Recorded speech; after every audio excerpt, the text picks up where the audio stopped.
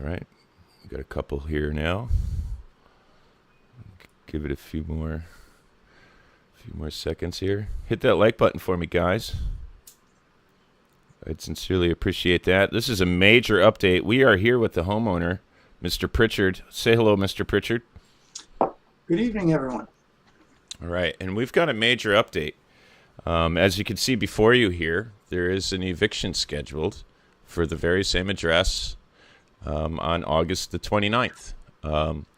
We've been following this story and Mr. Pritchard's situation very closely for quite some time now, and we've recently published, I think, 2 updates to go along with the short, which is up to over 300,000 views. There is a lot of eyes on this situation across America and throughout Connecticut, and we encourage you to share the links to this man's situation and to this story.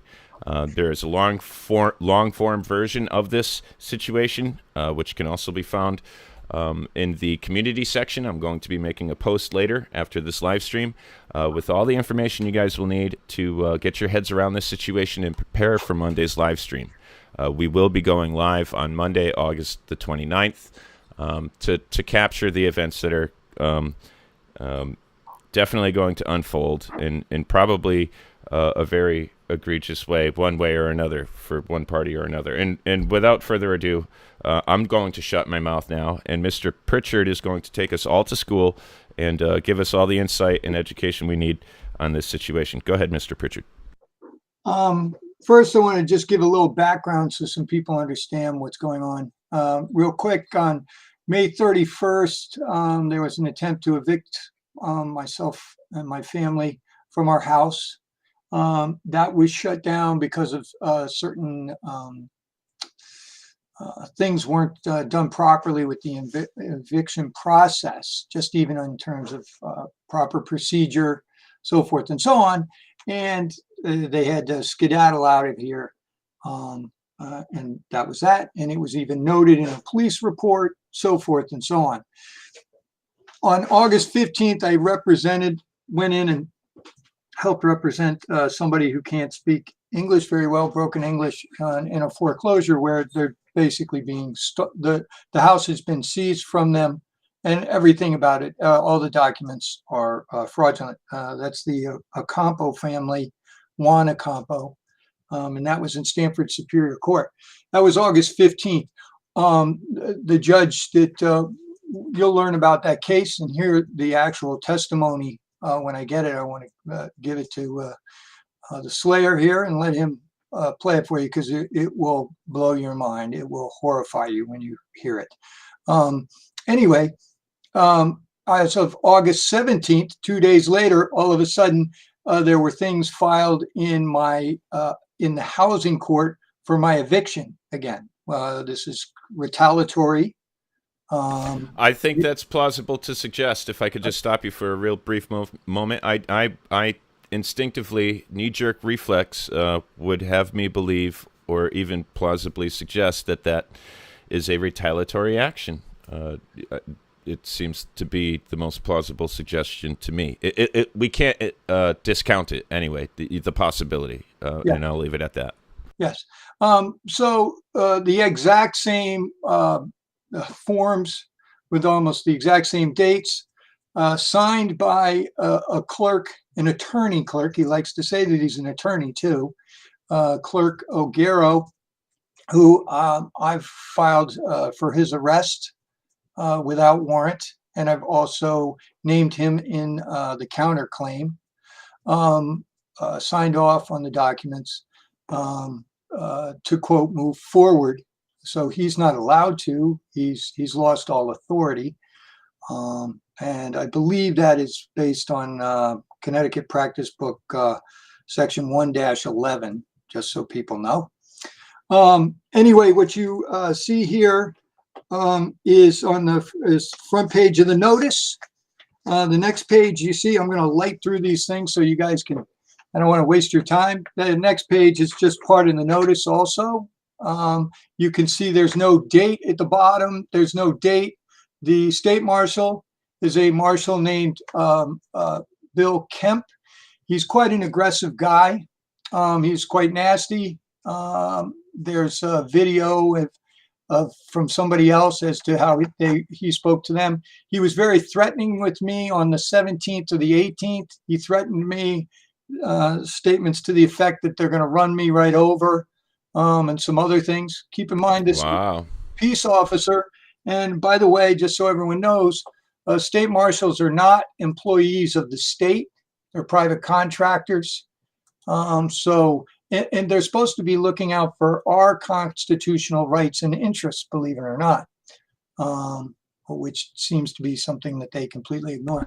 Folks, I just put a link to a video you can find on YouTube of this gentleman, or I don't know if we should call him a gentleman, of Bill Kemp, the Connecticut State Marshal. Yes, he spoke to me much in the way that video portrays. The day he spoke to me, I stayed calm, and I also let him know that if he set foot on my property, he would be trespassing, which he has done. And I told him there's a proper way to communicate with me, which has been stated and I will show you later in my trespassing sign and statement and everything else and notice that's been put out to everyone. I'd like to read this real quick because I think this is important and it'll get everyone in the right frame of mind for everything. This is something that I've read before. The Supreme Court has warned, because of what appear to be lawful commands on the surface, many citizens, because of the respect for what appears to be law, are cunningly coerced into waiving their rights due to ignorance. U.S. versus Minker. And the next one, the Supreme Court has ruled and has affirmed the principle that justice must satisfy the appearance of justice. So that's to really say, if it's obvious to somebody that it's absurd or unjust, it's unjust.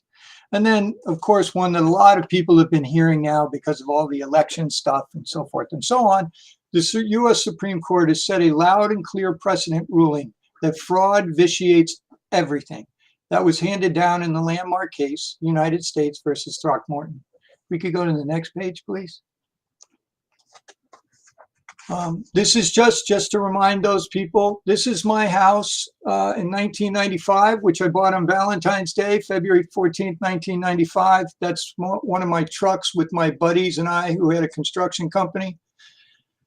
That's Old Beast. And if you go to the next picture, that is what the house looked like in 2002. So over 7 years, we built onto it, changed it, tweaked it and everything else.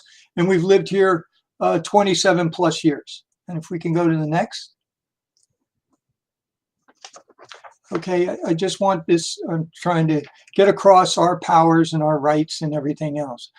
Property defines freedom. Our entitled rights defined as property enable clear separation of one individual from another by what they own. America's founders understood that property enabled commerce and prosperity, plus freedom for the people. Common law, state law, and the Constitution secure our entitled rights we already have from natural law. How it works. Power comes from God to the people. Then the people delegate defined power to representatives. When they step out of line, that power comes back to us, the people. The Federalist Papers stated specifically that the power of the people is superior to both the judicial and the legislative power. Summary. Secure and protected property defines freedom. This is very important because that's what this situation is about. And just to remind people who are new people that are coming, the dispute on my house is over $200,000. I own nothing on it. Everything's clear, free and clear. You'll see from stuff here that demonstrates that. But let's just say, just for argument's sake, that yes, I own $200,000. My house is worth $3.5 million plus. You cannot seize a man's home for $200,000 when it's worth $3.5 million. Another way to look at it for all those that are just focus on money and stuff and things like that, I'm the bank. I own 95% or more of my house. So right. All these laws that have been written in slanted and benefit of the bank, guess what? They actually work for me. And this is what has sent them absolutely nuts because the tables are turned. and you can see all the dirty stuff that they've done. And this is why all these cases, it shows the pattern, and it's racketeering. Now, what I'd like to read here is treason by a judge. Okay, just to put things in perspective. And this is important because a lot of people think judges are above the fray. Everybody should know that, like, a real famous time in American history where judges were real dirty all over the place was during the years of the railroad. Okay, and literally these judges were like taking land from people and everything else because the railroad was coming into town. And they even instituted a thing called the Young Doctrine, which allowed the marshals to arrest judges and governors and stuff and things like that. So there's a lot of history of dirty judges in the United States for financial gain. Okay. So I'd like to read these real quick. Treason by a judge. When judges act when they do not have jurisdiction to act, or they enforce a void order, an order issued by a judge without jurisdiction, they become trespassers of the law and are engaged in treason. The U.S. Supreme Court has stated that no state legislator or executive or judicial officer can war against the Constitution without violating his undertaking to support it. Cooper versus Aaron. Any judge who does not comply with his oath to the Constitution in the United States wars against the Constitution and engages in acts in violation of the supreme law of the land. The judge is engaged in acts of treason. If a judge does not fully comply with the Constitution, then his orders are void. This is Sawyer 124 U.S. 200. He or she is without jurisdiction, and he or she has engaged in acts of treason. Whenever a judge acts where he or she does not have jurisdiction to act, the judge is engaged in act or acts of treason. U.S. versus Will, Cohens versus Virginia, so forth and so on. The Supreme Court has also held that if a judge wars against the Constitution, or if he acts without jurisdiction, he is engaged in treason to the Constitution. Oh, that's already in there. That's doublespeak. Courts have repeatedly ruled that judges have no immunity for their criminal acts. Since both treason and the interference with interstate commerce are criminal acts, no judge has immunity to engage in such acts. I'd also like to point out they do not have absolute immunity. Their Achilles heel is their administrative duty. Foreclosure is a highly administrative process. You have to check boxes and do certain things, and that's the way it goes. Okay, this next page, what I'm showing you is I live in Norwalk, Connecticut. And this is the legal authority as per the Norwalk Police Department.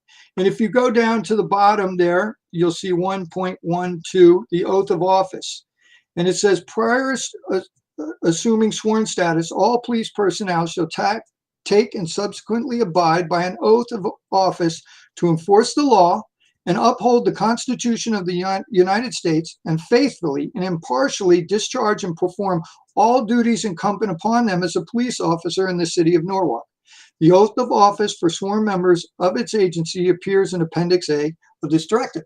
And if we can go to the next page. Yes, thank you. I'd like to read. I'm going to swear myself in as a Norwalk police officer. I do solemnly swear that I will bear the true faith and allegiance to the United States of America and the state of Connecticut. I will support the Constitution and the laws thereof, so help me God.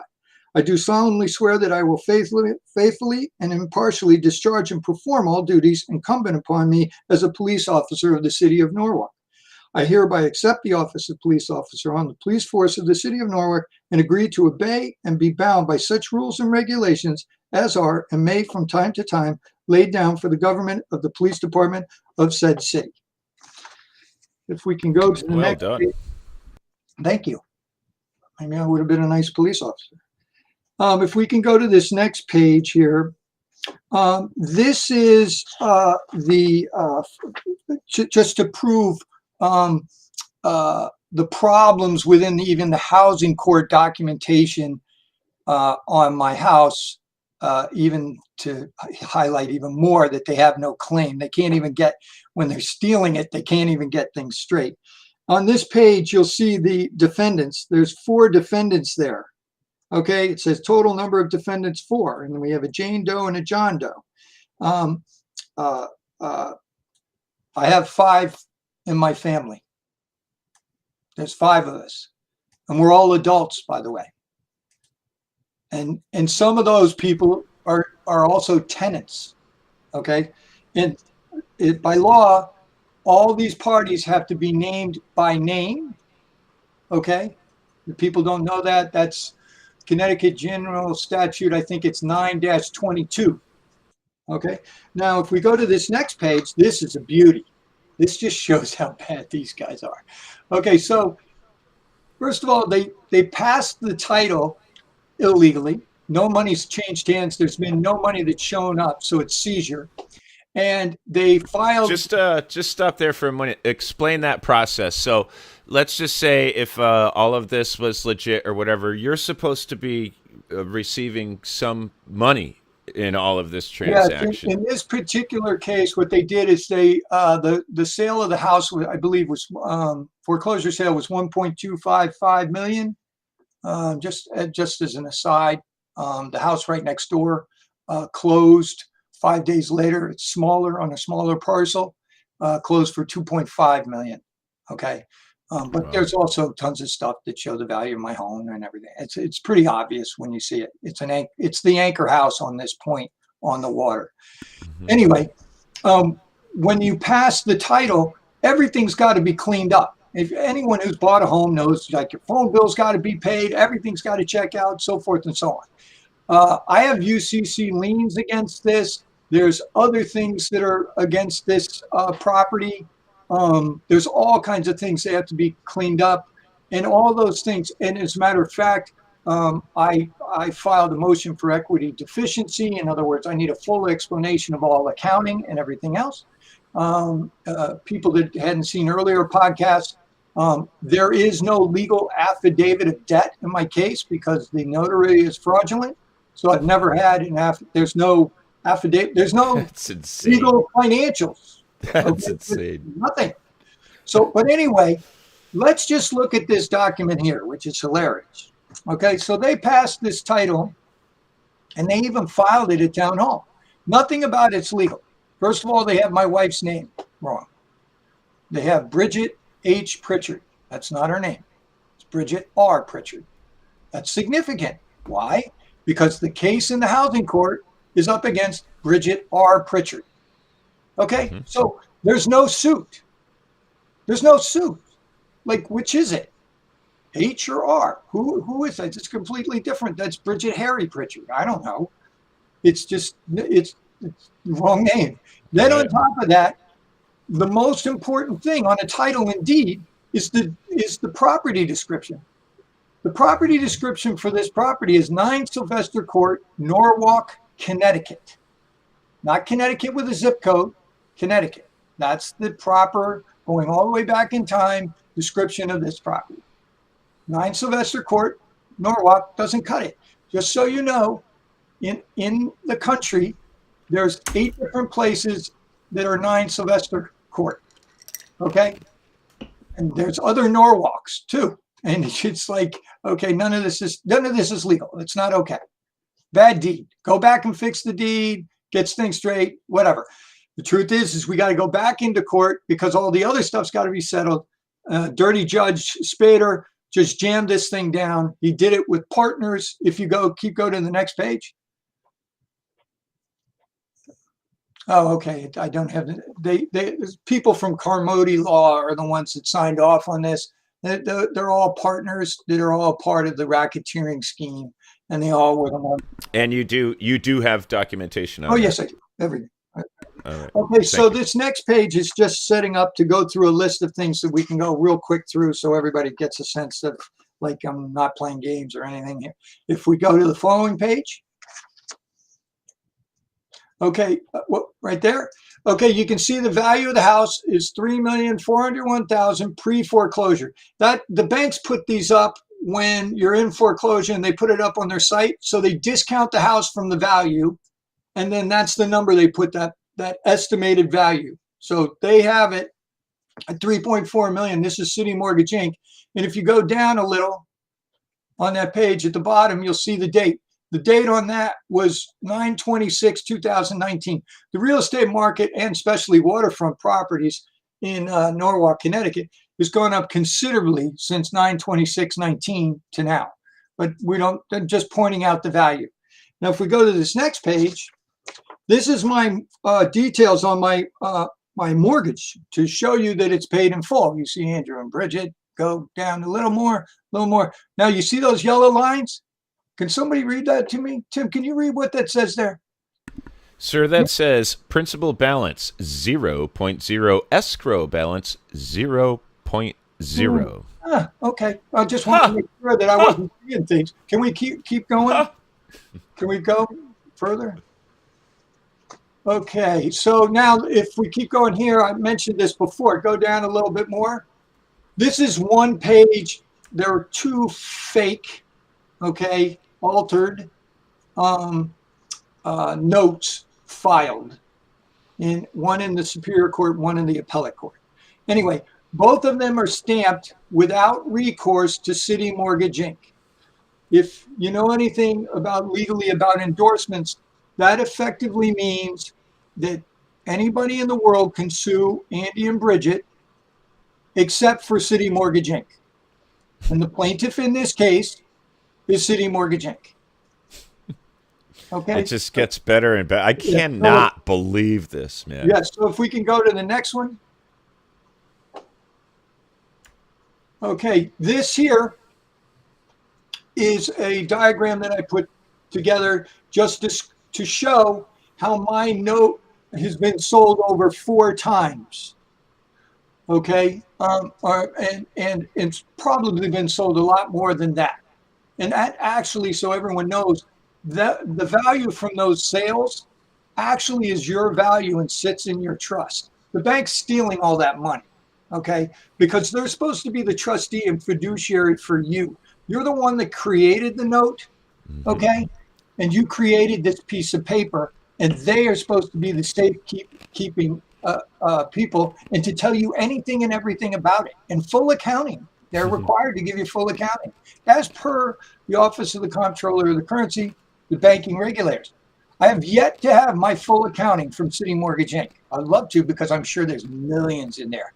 You know, AAA property, underwriting all kinds of derivatives, waterfront, only $200,000 on a $3.5 million asset. Guess what? That's going to pay off, baby.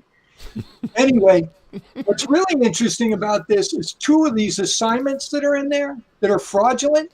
The document companies themselves, in other words, named on the assignments, I went to them and they both say and gave documentation that the assignments were fraudulent, that there weren't third documents.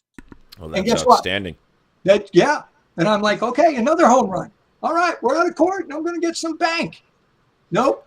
No good. Right. If you just stop for a moment, stop to think, with all that's been said and disclosed and substantiated here thus far, how is it even remotely possible that things are at this point? And on Monday, August the 29th, they're going to come out for round 2 of the same nonsense. I mean, it just boggles the mind. I'm bewildered here, and that's an understatement. There's a question up here by Presently Happy, which I love that name, Presently Happy. I am too. So it says, about the law firm? What was the law firm that signed off on this eviction? It's supposedly Lovejoy and Reamer, but there's no signature on it. So once again, that's I believe that's and that goes back to complicit attorney John Hall, correct? Yes, but there's no signature on this one, so I can't really say John Hall's doing this. See, I think this is coming from the court because they're in big trouble and they're jamming this home. They're just basically being. They're in denial now. They're living in denial. They're judicial goons. They're complicit criminals, and it's got to be shut down. Can we go to the next page, please? And these pages will go really quick. Just stop here. If you remember before, I mentioned that there is no legit affidavit of debt because the notary was fraudulent. Just for people that are new to this, I wrote the notary was from Arizona.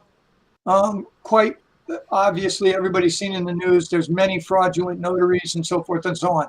I wrote the Secretary of State of Arizona, Katie Hobbs at the time, who's pretty infamous now, I guess, or famous, or whichever side you want to be on. Anyway, I wrote her and explained my situation and story, and I sent her my case. And I was shocked. She wrote a nice letter back and said that she turned it over to the Attorney General for investigation. Now, I could not, there's nothing I could do because I'm a Connecticut guy. And I'm sitting there thinking, my God, they're spending money to look into my case. I mean, that's really quite incredible. Bravo, Arizona. Thank you very much. Anyway, after 3 years, okay, in comes a letter from Secretary of State Hobbs and from the Attorney General for the state of Arizona that says that the notary is fraudulent. And that's what these 4 pages are about, that she's null and void, she's not authorized, and so forth and so on. So if you can kind of go through these pages, those are the official pages. I just wanted it there for proof that it's even outside this state, people are going, this is no good. This is no good. Failed to record the type of notarization that was performed. Therefore, in failing to record all requisite information, the notary has failed to meet the standards of law, ARS 41-319. Yes, and I have all that, and you know, that's all in all my. It's obviously I thought this was a home run. We're done. Just got it. Right. Hey, right. The lottery tickets really come in. Now they have no affidavit of debt. They have nothing. Nothing. No. Yeah. Doesn't matter. It's like, what? Notaries are required to respond to an AGO investigation about their notarial services, ARS 44-331B and 41-313E4. They must also maintain a journal and produce a copy if the Attorney General or member of the public requests it. A certified letter was issued to Ms. Judd at her mailing-home address. She emailed a response letter and journal copy as requested. Because the notary responded in writing and provided a copy of journal as requested, she has met the standards of the law. So there's things that this is all in great detail. What has been met, has been met, what criteria has not been satisfied. Yes. Right. Yeah, that's great. It's basically an audit of the process. That's great. Yeah. And this is more on that. And here we go. Okay, so this is once again the let's see here. This is the committee deed. Okay, and you can see in this, you see the price, the movement. You'll see down 1,255,000 was the amount supposedly exchanged, which I've never seen, nor is there any accounting of it. There's nothing anywhere. I've asked for it. Nothing. Number out of thin air. Poof. Yeah, 1,255,000. Yeah, that sounds good. Put that one down. Well, and so I should have before anything happens, I should have a big check. Exactly. Of at least $1 million, right? Yes. What's important is you'll also see that it's Stephen Conover, who's a senior partner at Carmody Law, which is also where foreclosure Judge Mintz now is a partner. And if you go to the next page, you'll see that everyone that signed this, okay, all the names here, so you know, are all partners of Carmody Law. So it's one big giant, and they're walking distance from the courthouse too, just to make it easy. Oh God. If we keep going to the next page, because I don't want to waste people's time with all this. No, you're doing great. I think we're plowing right through this stuff. I think we're making great time. Okay, go to the following page from that. No, go to the next. I'm sorry. These are just, those go together, all that stuff. Okay, right here. This is Lovejoy and Reimers, the attorney who doesn't even know which ends up. And quite honestly, Judge Spader has told him what to do, even to the point that there's proof of that in Judge Spader's orders, because this guy, in doing his work, got confused between which straw man buyer to put down on certain things, and Judge Spader issued orders telling Mr. John Hall, Attorney John Hall, to straighten things out. This is the first eviction notice being set up by Attorney Clerk Garrow, who's named in the counterclaim and is also part of my Capias writ, in other words, arrest without warrant, because he wouldn't turn over certain documents that he's required to as a clerk, and he wouldn't share to me how things went into the Microsoft system that they use, which he's also required to in his administrative duty. This page here, this following page, this is my filing of my federal claim on my property. Yeah, this is great. Yeah, please spend some time on this. Don't be shy. You can spend a few minutes or however long you would like on any of these presentations.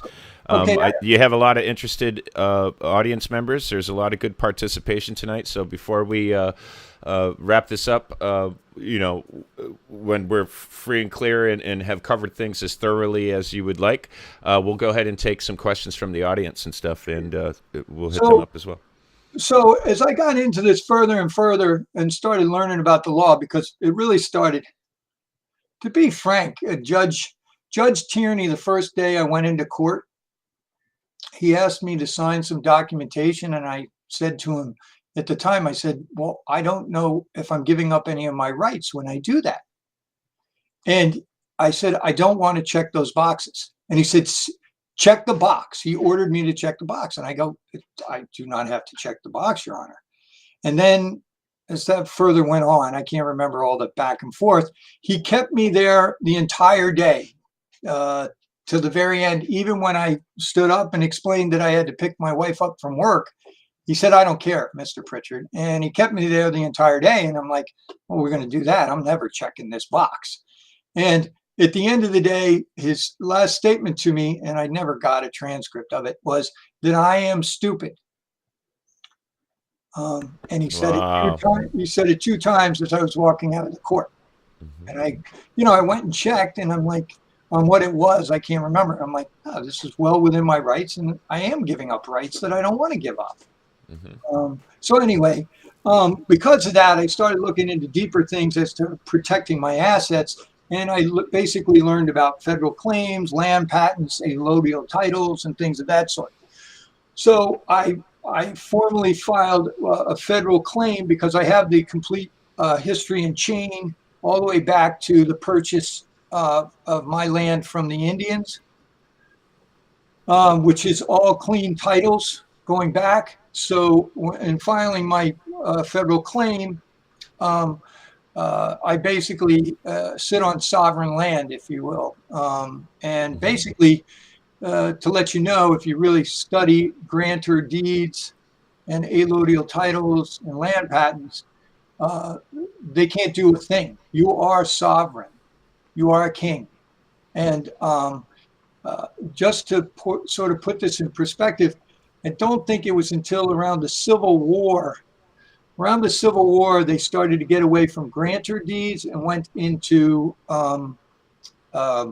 warranty deeds. And if you read warranty deeds, you don't have the same power. You basically become a tenant. You'll see tenants used all the time. So it's not, you're not in the same position. You start to become, you've probably heard talk about all this stuff, part of a corporation, so forth and so on. The judge is in on it, Smokerman 101. The judge is absolutely in on it. In fact, there are a number of judges that you were seeking recourse against. 17. Actions against. I'm up against 17 judges. And I'm demanding my trial by jury, and I have a petition of 200 people demanding my trial by jury, and it's my right, constitutional right. Make that 201. In fact, we're going to start a petition here on Tyrant Slayer Studios on the community page. Sure. We're going to start a petition for Andrew, and if you would be interested in signing in support of a trial by jury for Andrew Pritchard, we'll go ahead and collect your signatures on the community page. I'm sure his family and Andrew and his family would sincerely appreciate it, and I would as well. Anyway, if you take a look at this, you'll see my name official name is Andrew Hamilton Pritchard. Okay, I'm the beneficiary in equity of equity of this property, and this is my land. Nobody else can touch it. As a matter of fact, this type of title is so strong that, like, I mean, this would be a corrupt thing to do, but and I would never suggest it. You could borrow millions of dollars versus this land and never pay it back and say to somebody, get off this land. It's too bad. Get out of here. And they have no standing. In reality, if you look into the history of this and everything else, the Fairfield County militia should be here to defend my land. Right. So that's the Army Reserves here and the National Guard or whatever. The police department, with their sworn oath to the U.S. Constitution and to the Connecticut State Constitution, has to defend my land. Otherwise, they've breached and have lost all authority because they've broken their oath and duty. They violate their oath, right? Yes. Anyway, if we can go to the following page, this is another part of it. Oh, just for those who've had questions about different things and just wanted to take care of and give some more proof, this gets really wild. Now, if you remember, I said to you that there's a big trust at the bank, okay, that is your trust, it is your account. And only the bank, they don't let you look at it. But there's money going in and out of that thing. And there's huge money because they've securitized your note and they've sold it off a couple of times and all kinds of things. All that money actually sits in your account. And those bastards steal it, okay? They use it. They borrow from it. They do all kinds of things, okay? Now, this is from the servicer on my note, which supposedly I don't own anymore, correct? Or whatever. I'm no longer an owner and everything. Okay. They paid my taxes on 7/14/22. Okay, so in July, my taxes have been paid. I've paid my taxes. Okay, go to the next page. Supposedly, and it was December 21 where I lost ownership of my house. I was no longer the owner. Yet, I am also buying insurance as of March 22nd. I think it was. If you go up up there on the top. Yeah, March 2nd. March 2nd, 2022. So I have full insurance and everything for the year.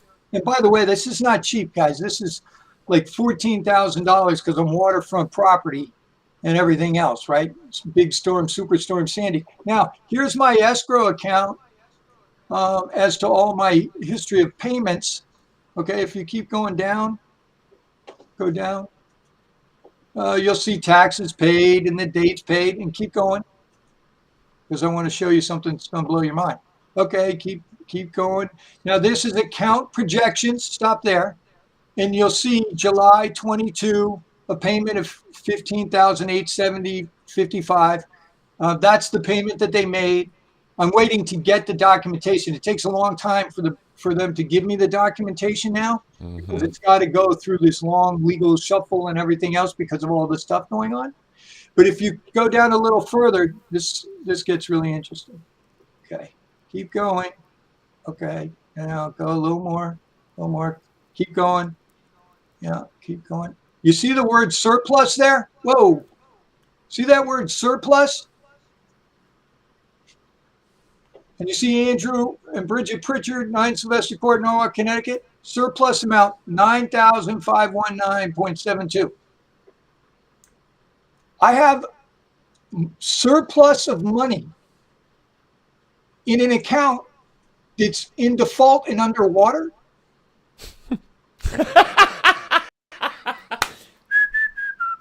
Okay, so what's happened here is this little piece slipped through where you're getting the actual accounting of my account. Okay, but they won't share, and it's illegal. They have to, but the OCC and some of these guys that are there at the OCC, they work with the banks. See, what a damning piece of information. They piss off the banks, right? They don't get that fancy high-paying job when they leave the OCC. Let's understand how it all works, right? You know, you make 100, 150 in your government job, but you do the right thing by these banks, guess what? Signing bonus, $500,000, and sit down and play some golf. Come to the club. Oh, you're the guy. You're the man. Cool, right? Nothing, especially when the millions. Now, why don't we go all the way to the bottom? Okay, this is my no trespassing sign that for my property, which I've put up and also expressed to people. And the reason I wanted to let you know that, or read this, in the very bottom paragraph, and this is important for State Marshal Kemp, this is what I said to him. I didn't read this whole piece. I just said he could reach me by certified mail. I said, if you need to provide any notice to the owner, the mailing address is available from the county assessor's office. Any such notice must be mailed by U.S. mail, postage prepaid, certified return receipt requested. That's how you are supposed to contact me, Mr. Peace Officer State Marshal, to drop anything. Now, I hope that's been made clear, Mr. Marshal. So this is what's happened, and this is why I'm here right now. At around 9:30 today, the State Marshal with another State Marshal, State Marshal Bill Kemp, showed up at my house and just threw a paper that you saw on the front at the very beginning, the notice that they're going to come and run me over, okay, and evict me from my house on Monday at 9 a.m. This violates all kinds of procedures as to eviction. Now, what's really amazing is they did this on May 31st. They had the eviction on May 31st, and they couldn't do the eviction because they weren't even compliant in any of their eviction statutes, rules, and everything else. That's right. Let me just stop you right there for a second. I'm going to go ahead and get the link to that video. We have the full-length video of that incident that occurred on May 31st. We have a short that has gone absolutely viral. It's gotten over 300,000 views. Please watch the full-length version of the situation. Get your head around it. We've since done 2 updates. This will be the 3rd. We've provided links to the case files. You've been very thorough this evening.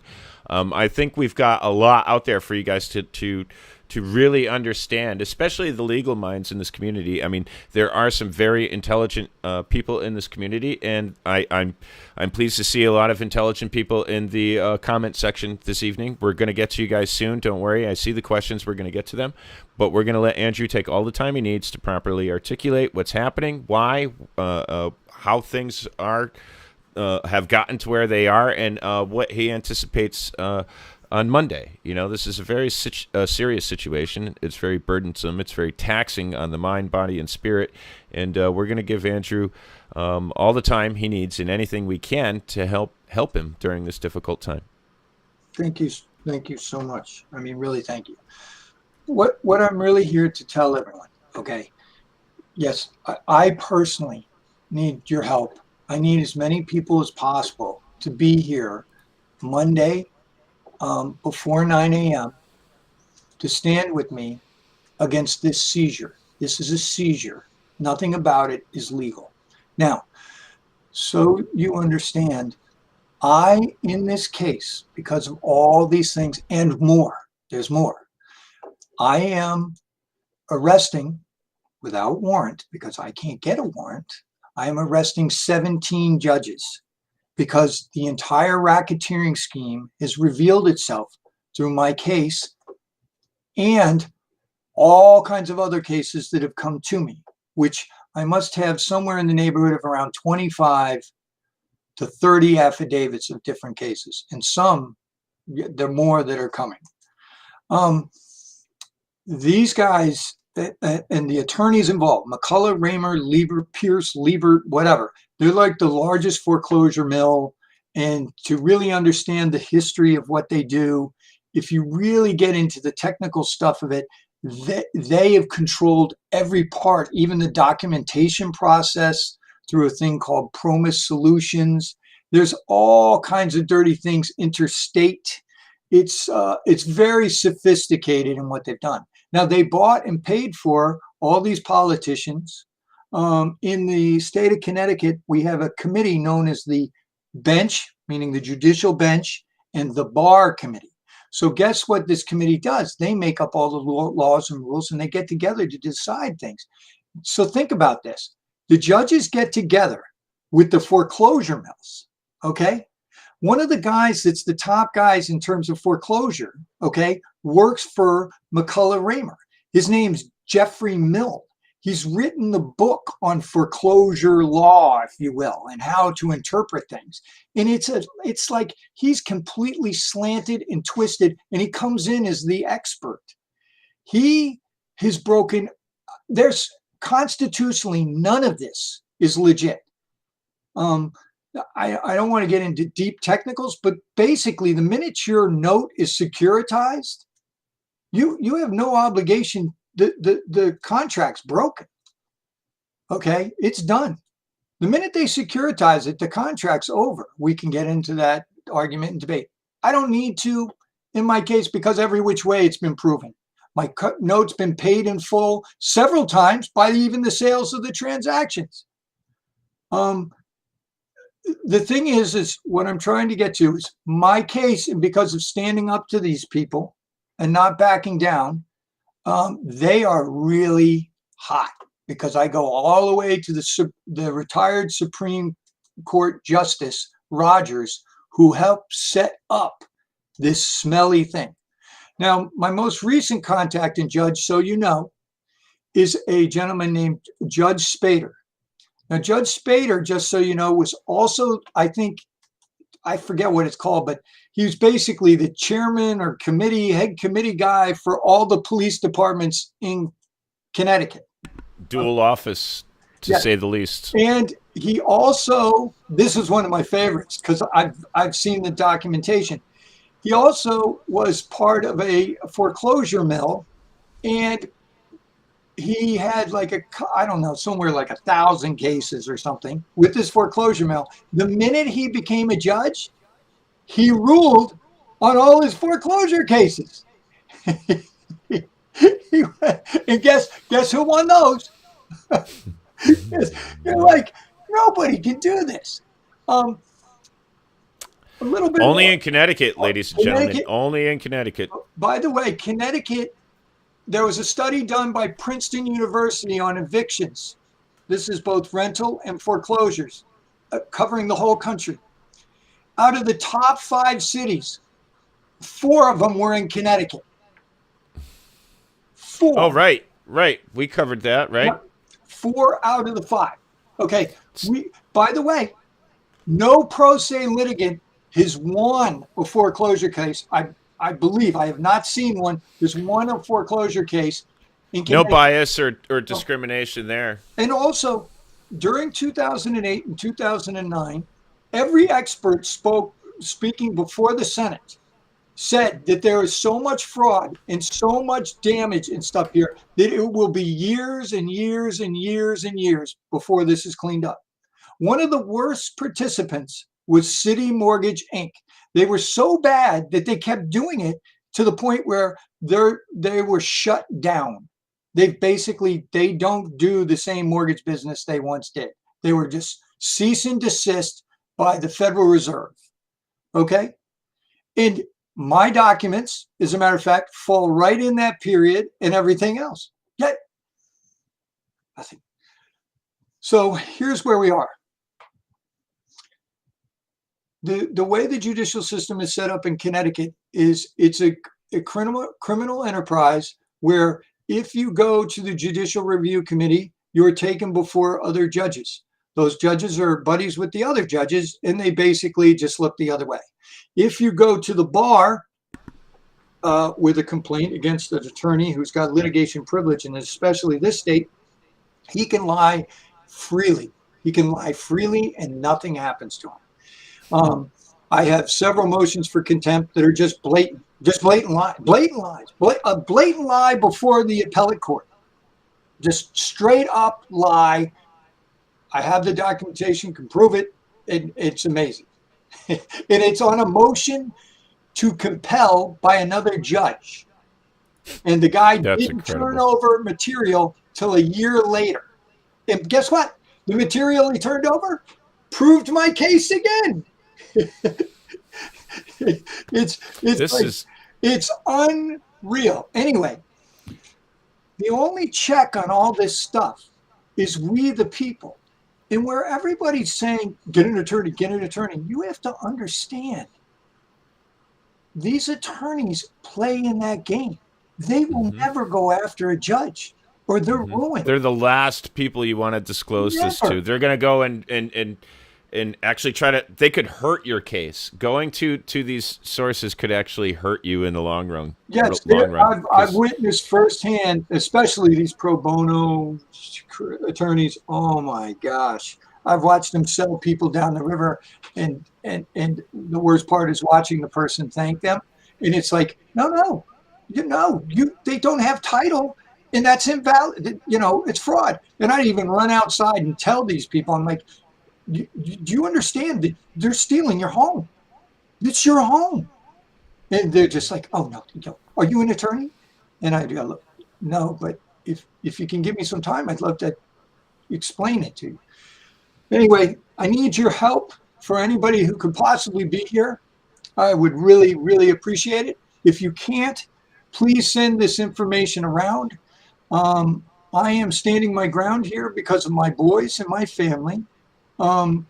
If we do not have the ability to protect this house in this situation, nobody's house is safe.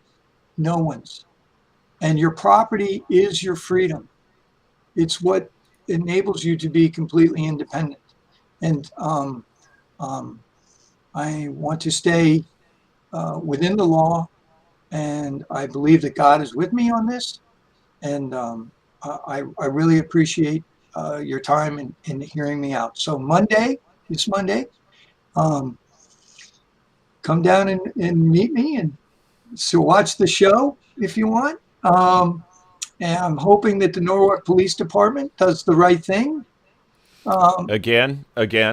Well, yes, and for the most part, it would basically. Right. They were kicking and screaming the whole way. There was a very interesting thing occurred. If I could explain, just share a little bit on that real quick. The younger police officers, when they saw the documentation and everything that I presented, they were like totally in my camp. The senior officer who was in charge of what was that came, he left the office, if you will, he basically said, no, this is a court order. We're doing it. Let him go. It's court order. It's like, no. And everyone should also know in these cases, I have open orders before the court requiring hearings, orders from judges, and yet they issued this Spader guy has issued a final judgment. I mean, these things are it's insanity. It's insanity. There you are there. Yeah, that marshal on the right there, he's supposed to be wearing his badge. He also has a gun under that shirt. That's illegal. He's a peace officer. He's not allowed to have a gun. I filed an arrest for him. He's an outside contractor and especially have a concealed weapon. The police have yet to tell me whether they have arrested him or not. I know exactly where he lives. I gave him his address and everything else. We'll FOIA their investigation ultimately. Once that is adjudicated or whatever happens with it, once all the dust settles, we will FOIA request the information on the investigation into this man's illegal activities. That's for sure. There was a question up there just that I might answer. Right, yeah, let's get to some of the questions here. There's a number of questions. I kind of want to start at the top. Well, let me. There was one that I just wanted to answer real quick because it's kind of interesting. There was somebody that asked, did you get a mortgage to refinance, or why didn't you get a mortgage to refinance?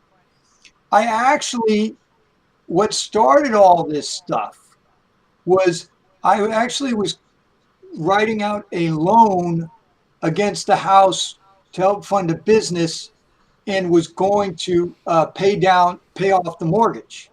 And that everything went fine with that. It was for around $950,000. And I was closing, and all of a sudden they said, no, we're not closing. And I go, why? Because they go, you have no money in your checking account. You claimed you had, $10,000 or $13,000. And I go, what do you mean I don't have it? The money's in there. No, the bank took out multiple automatic payments. Now keep in mind, they did this after I called them to get the payoff on my note. And I said, I want to know who owns my note so I can pay off the right thing. And so next thing you know, that snafu'd.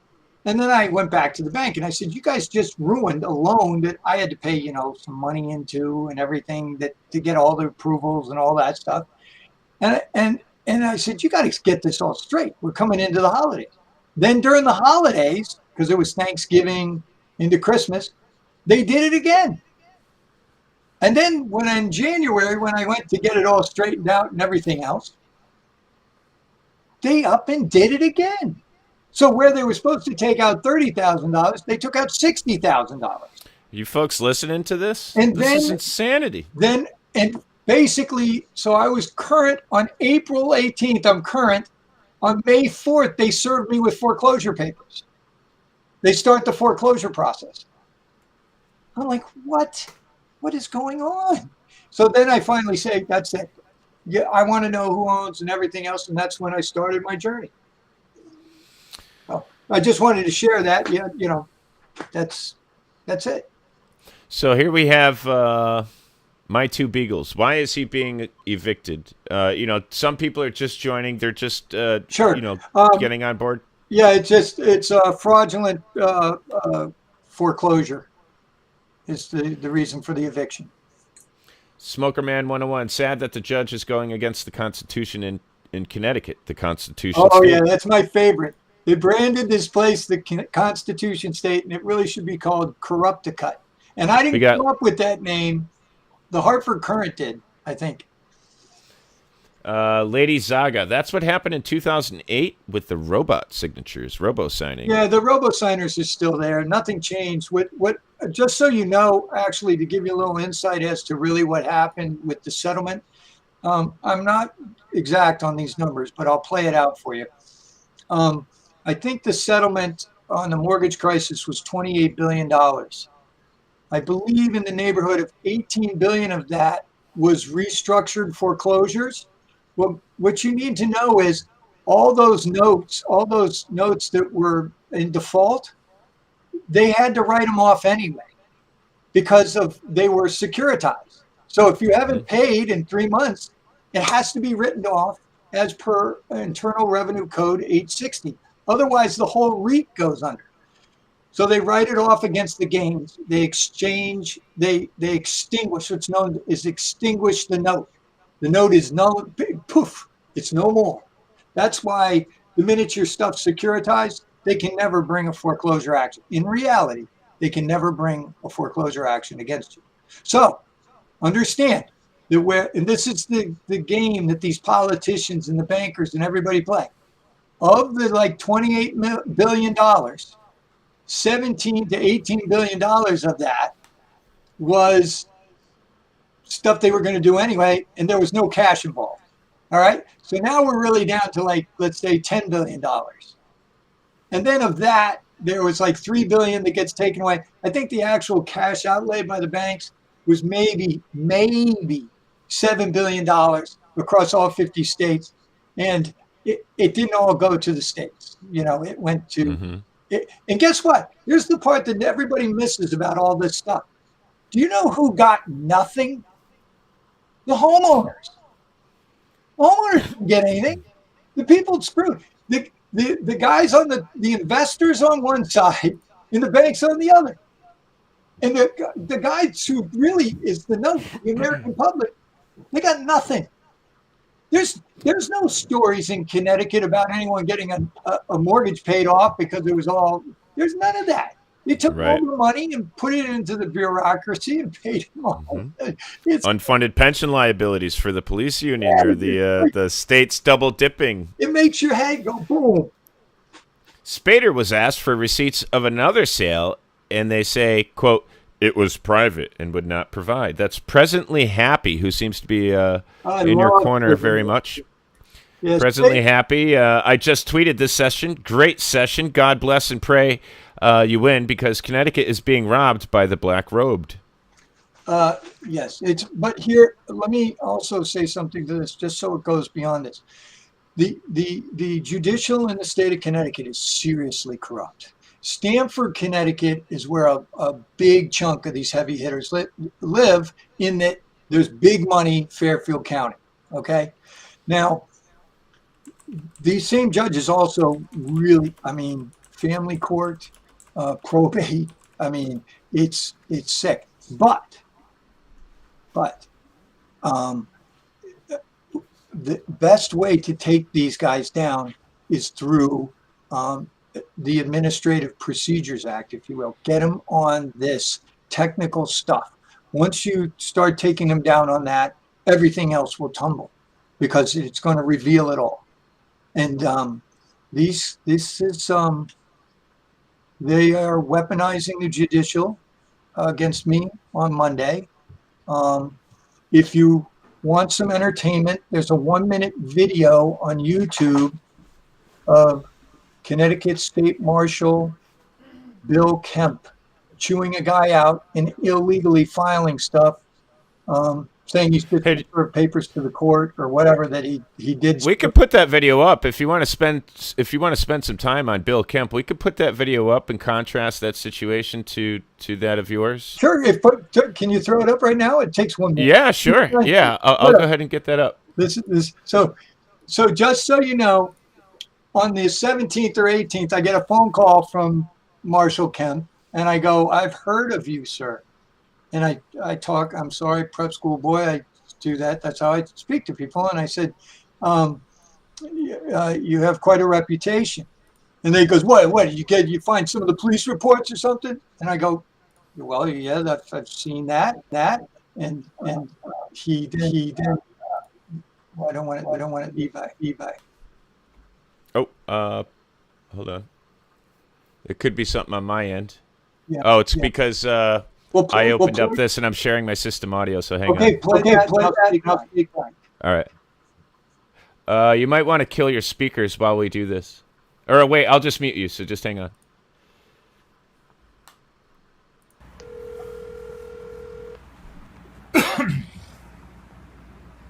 Yeah, okay, Kyle, what?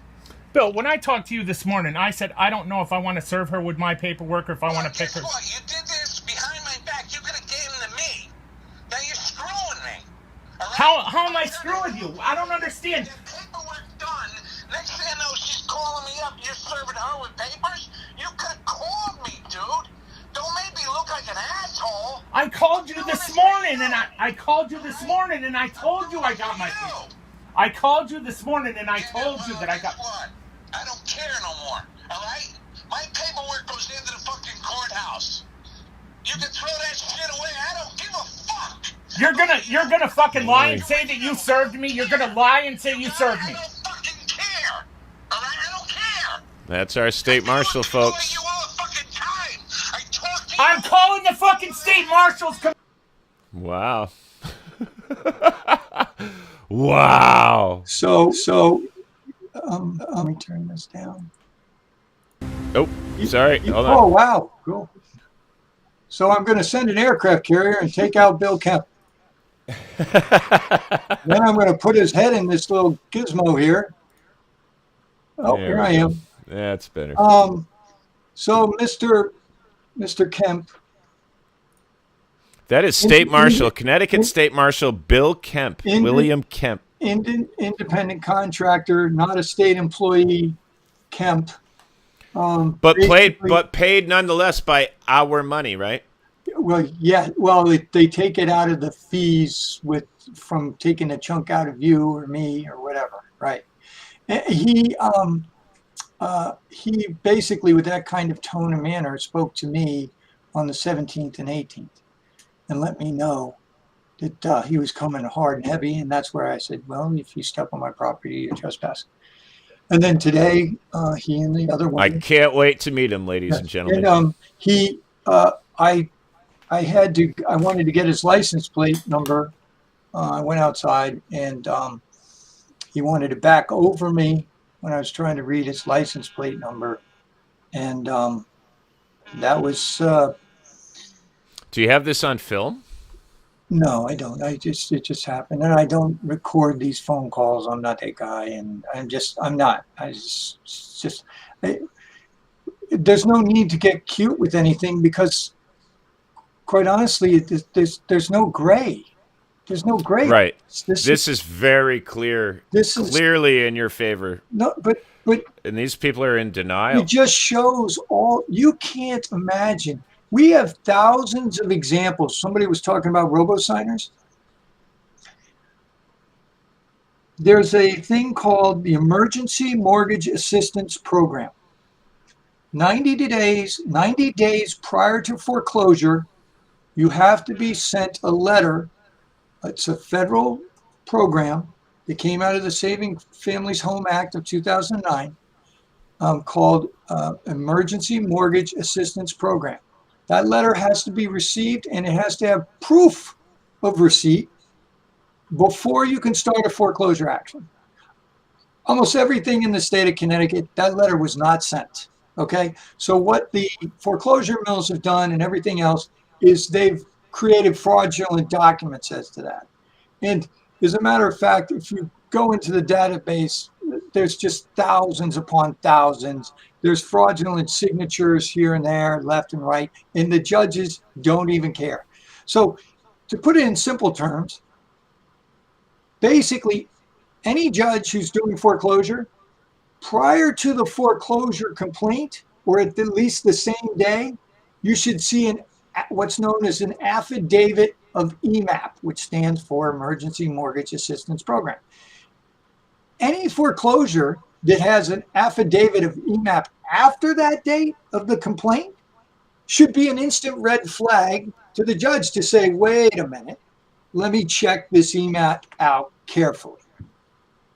And then if you don't see a postage timestamp, which proves the mailing and everything, it's out. I mean, this is mail fraud at the highest level. They've done things where they've made up stuff with all kinds. And I know the technical stuff. I'm a geeky, whatever. If anybody knows stuff about mail, I know about 9,000 companies, batches, the numbers, 9,000, 1, 2, 3, the 9. It says that you're part of the qualified batch 9,000 service. You meet the mark in all the audits. The next two numbers say which one of you are. Things like that. I know all that stuff. Mm-hmm. These guys, is just truly unbelievable what they've been doing. It's unbelievable. It's sad. It's very sad. Mm-hmm. I have case after case. I have things in front of me. There's some people, and there's nothing I can do. They've already been slammed. So these firms and judges specialize in repossessing houses. Marcia Simpson James. Well, it would certainly appear that way. Evidently, yes. Evidently, yes. I think it's the main, if I'm to say in terms of the criminal enterprise, I believe that this is the one of the main hubs, and this is speculation, in terms of cleaning dollars. This is a great way to clean dollars in terms of big dollars, transactions, sales, resales, where there's not even cash. Like in my house situation, there has been no cash that's moved. There's no cash. There's no accounting. I think a check's been handed over. It's kind of like, you know what, Tim, just for everything that you did tonight for me, I'm going to write you a check for $1 million, okay? And then, just hold on to it. Don't cash it. Just hold on to it. But we exchanged $1 million. It's like, right. Come on. Right. Come on. There's no accounts. You would think the court would want to brag about, show the accounting, the full accounting. Let's see it. Where is Presently happy in your corner again. Read the affidavit of Todd Walker. Your mortgage was paid the day you signed the promissory note, and actually the day you signed the application. This mortgage was paid 36 plus times over. Yeah, he's right. He's right. But who has the oversight of these unscrupulous judges? Marcia Simpson James. We, the people. Mm-hmm. The governor, our crooked governor is not going to do anything. None of these crooked guys. None of the politicians. No one. This is somebody actually said sheriffs. I don't think a lot of our viewers know that Connecticut doesn't have sheriffs anymore. The sheriffs were disbanded in the year 2000 under our corrupt governor, Governor Rowland at the time. Governor Rowland with his buddies and everything, did a nice little move, making it out as if the sheriffs are very expensive and everything, and that we can do away with them. So Section 25 of the Connecticut Constitution in November 2000, you can look it up, they were eliminated. So the state of Connecticut does not have sheriffs. I think we're one of 3 states. I think Alaska doesn't have sheriffs. They have something else. And Hawaii, I'm not quite sure. But what's interesting is there's another side to that. All the power, remember, the power comes from, and this is just for me, but it comes from God to us, the people. So, okay, if you're somebody that doesn't believe in God, it comes from us, the people. And we give the authority to all the administrators and everything else. So we gave the power to the sheriff to be a sheriff. So when they did away with sheriffs, where did all that power go? Guess what? It comes back to us. That's abdicated back to us. It doesn't go to somebody else. No. That's our power. So all you guys go get your cap guns, put your cowboy boots on and everything else. You're a sheriff now. Every one of us is a sheriff. That should give you a sense of the power that we have as people. We can say, no, this is wrong.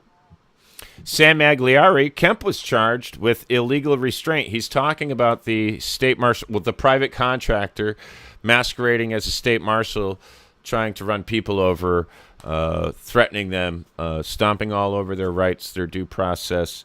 Here we have it. Charged with illegal restraint. Gee, I wonder if he's going to try to illegally restrain anyone on Monday. What a big mistake that would be. Let's hope we can keep the peace and utilize our laws. I want as many people as I possibly can. If I can buy everyone donuts, if I get a chance to get out and get everybody donuts, I promise I get you a donut.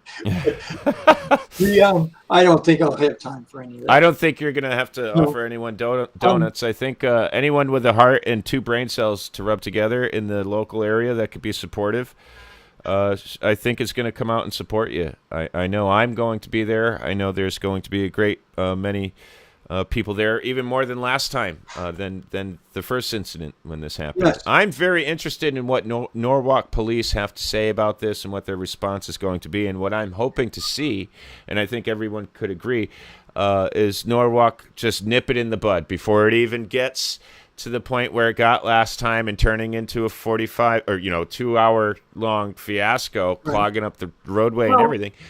And they should. They should, without a doubt, because just on their police report that they filed, there's been absolutely nothing that has changed. Right. So, right. Nothing's been cured. All of the documentation is still illegitimate. Nothing. So, and to that point, that demonstrates the harassment, the weaponization. I mean, my family's in tears over this. This is not who we are. And I'm quite honestly, I'm not a social media guy. I don't have LinkedIn. I don't have Facebook. I don't have Twitter. I don't have Instagram. I'm an old fart. I mean, this is not my deal, man. I mean, right. I read books, or not books. My wife does all the reading of the books. I read constantly throughout the day, current event things and so forth and so on, because of different things I'm working on. But that's where we are, and I really would appreciate any of you that can come. Friends for life, and God bless you. And if you can put me in your prayers, because that really gives me some muscle. That makes me feel good. I actually have some people that I got a phone call that on Sunday night, right now, they're talking about coming here on Sunday night at 6:30 to have a prayer. And I'm obviously on the back of my house. So that's just to mention that, if there's anybody that's interested in that. Peter W., the removal of sheriffs is a big red flag. It makes corruption easier without the sheriff. Yeah, no, we can't arrest governors and we can't arrest judges, or they're the guys that we're supposed to go to do that. Now, that's the funny part again. That power came back to us. Hey, Ed Lamont, you're under arrest. Why? Because you did this felony and this felony. I witnessed it firsthand. which if you go see CGS 54-170, you have that power to arrest them. And then Governor Lamont and you are to be put before a judge as soon as possible to decide whether that person should be locked up or not, or whatever, or we're going to have a hearing on it. That's what's supposed to happen. Now, in my case, with all the other judges, the minute I get before a judge, because I've already been in front of one judge on this, I want to have a grand jury of my peers instead because of the judicial bias. Here's a great question. I think it's a great question. I'd like an answer to this. Can we force the Connecticut government, and that word can be interpreted more than one way. I don't think he means physically. Can we force the Connecticut government to reinstate the sheriff's department? How would one actually go about reinstating sheriffs and then having an election to become sheriff? This is something I'm very interested in. I'd love to become a constitutional sheriff and arrest our governor one day, and perhaps some judges. I believe, actually, you can get a group of people together to vote a person to have the authority of being a sheriff here in the state of Connecticut. It's kind of like, really? I'm not an expert in this and I haven't looked deep enough into it, but it's kind of like the same thing in terms of in the state of Connecticut and in other states, you can form a posse to execute something legally. So you can get a group of people to say, you know, this, and you're under arrest. Right. And this goes back in our history, but usually a sheriff would head up that posse, yeah. Or it would be a posse of sheriffs. Yes. But the point is, like the Young Guns. But in reality, really, the power, they abdicated that power back to us. They didn't think this through when they did. No, they didn't. No. They were thinking about the money that they're after. They were thinking about all the properties that they were planning on foreclosing I would even argue that maybe they were worried about a lot of corrupt stuff that they were doing, and maybe there was a sheriff or two that was kind of saying, "Hey, you can't do this. You can't do this." And they said, "You know what? We need to take out Billy Bob, the sheriff. So let's get rid of all sheriffs." Yeah, we need to check out all this stuff about being, sworn in as sheriff and forming a posse, all that stuff. I think it'd be a fascinating show. Maybe we can get together and do that sometime. Once the dust settles and we can get some stress off your plate and get your family where it needs to be in peace and in security, within your own home and on your own property. I think you guys deserve that more than anything. And once yeah, there'll be time. It's nobody else's. I don't know what these guys are thinking. I'm just like, you guys, this is unbelievable. This is equity. No statute of limitations on this, baby. See the Native American Indians. Okay? My land was purchased from the Native American Indians. All right? By Ludlow. I think this is a pretty good speculation. The governor would sick the state police on the people if they formed a posse. They would be labeled a terrorist group. And I think corporate media would be all too happy to echo that false narrative that I presume would actually be put out there should something as peaceful as it could be form itself, should a group of people form a posse and try to elect a sheriff? Juries can be formed just by peers too, and I don't know enough about that. Yeah, these are things that we're definitely going to look into here on Tyrant Slayer Studios going forward. But first and foremost, we have to take care of our own. Everything starts at home. So we're going to be protecting Andrew and his home best we can, try to insulate him and give him all of the resources he needs, all of the friends, all of the support he needs. To try to get him over this big hump and expose the corrupt iron fist that's coming down upon him and his family, trying to squeeze him out of his own home. It's sheer judicial corruption. It's Misconduct. It's racketeering. It's bank fraud, securities fraud, wire fraud. It's everything wrong with government all throughout the histories of government, all at once befalling Andrew and his family. It's just a terrible set of very egregious circumstance, and our prayers are certainly going to be with you. I can't emphasize enough. when I tried to implore my audience to pray for you. Please come out and join us on Monday. There is someone out from, I think it was Westbrook, interested. This is Monday, August the 29th. Yes, 9 a.m. is when they're arriving here. I'd really like people to, shoot for 8:30 and stuff. Yeah, to be and this is at 9 Sylvester Court, correct? Yes, it sits right down on the water.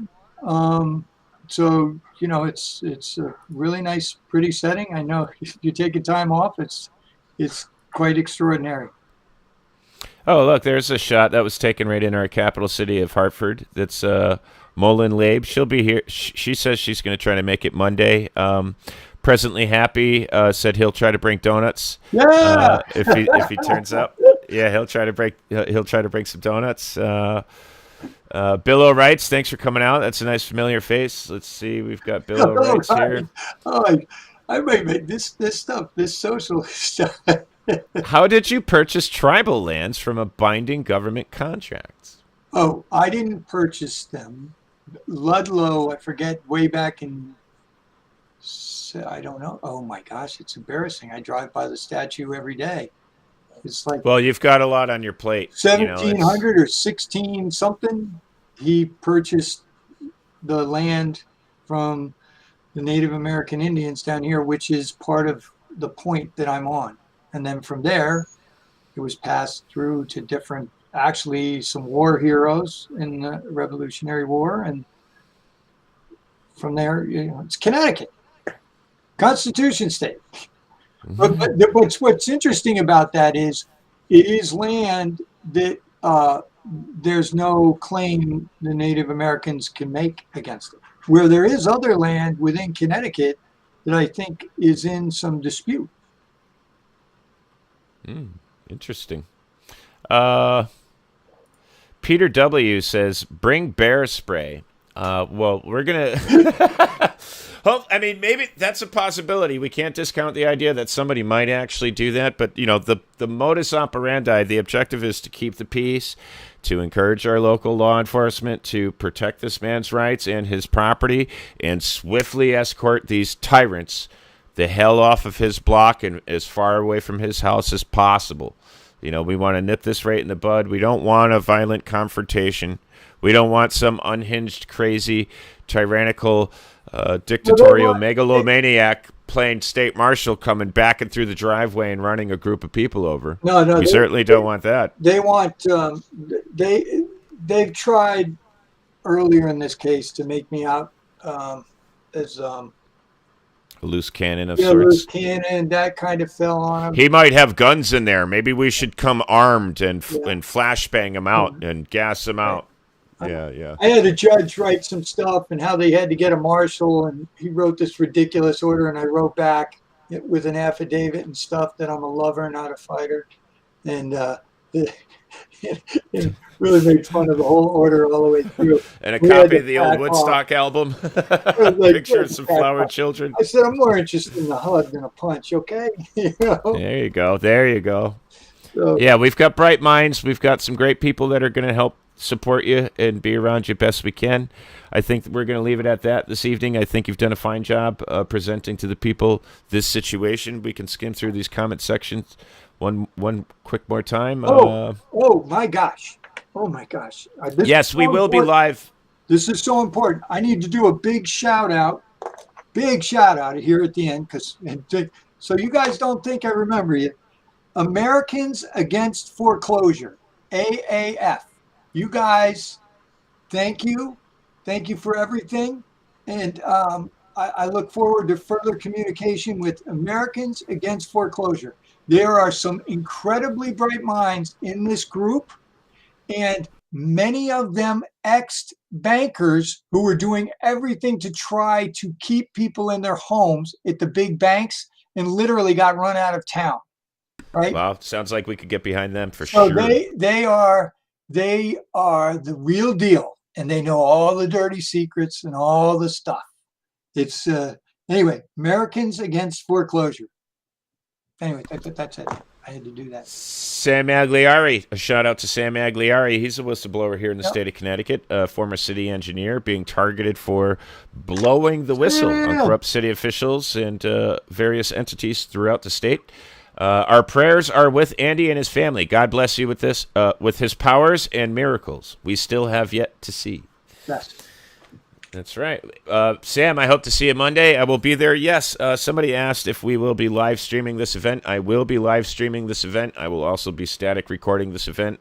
There will be multiple cameras recording and possibly streaming this event. We're going to be there in full support of Andy and his family, 100%. And hopefully we can disclose to the public a peaceful resolution to the ordeal being fired across the bow at Andy and his family come Monday. That's August the 29th, approximately 9 a.m. at 9 Sylvester Court in Norwalk, Connecticut. If you are a Connecticut resident and you are concerned about this or you can relate in your life experience, please come out and show Andy and his family some support. There's even talk of donuts out there. So, we can have a nice little party and see peaceful resolution to these terrible, egregious problems. Andy, I'm going to give you the floor. You can say goodnight any which way you would like, and we'll end it there, sir. No, thank you. And God bless America. And I love all of you all of you. I really, really appreciate that. Appreciate this time, and thank you, Tim. You're welcome, Andy. Good night, everyone. Thank you. Night.